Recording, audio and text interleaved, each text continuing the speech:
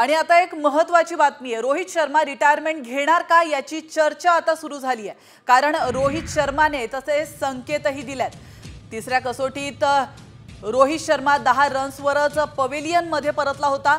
मात्र पवेलियन परतण्याआधी रोहितने आपले ग्लोव्ज डगआउटच्या बाहेरच ठेवल्याचं पाहायला मिळालं होतं। तर रोहित शर्माच्या याच कृतीवरून आता त्याच्या टेस्ट मधल्या रिटायरमेंटची चर्चा सुरू झाली आहे। टेस्ट क्रिकेटमध्ये रोहितने 41.51 च्या सरासरीने 4279 रन्स केले होते आणि मात्र रोहित शर्मा सध्या वाईट काळामधून जातोय। त्यामुळे रोहित शर्मा हा कधीही निवृत्ती जाहीर करू शकतो अशी भीती त्याच्या चाहत्यांनी व्यक्त केली आहे।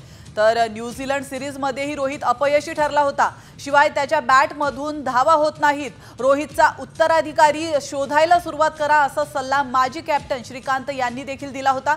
तर त्यातच आता रोहित शर्मानेही संकेत दिल्याने त्याच्या निवृत्तीची चर्चा सुरू झाली आहे। तर रोहित शर्माची ऑस्ट्रेलिया टेस्ट मधली कामगिरी नेमकी कशी होती आपण पाहूया। तर पहिली इनिंग 3 रन्स, दुसरी इनिंग 6 रन्स त्याने केले होते। तर पहिल्या रोहित शर्माने ब्रिस्बेन मधील कामगिरी आपण पाहूयात। पहिल्या इनिंग मध्ये त्याने 10 रन्स केले होते।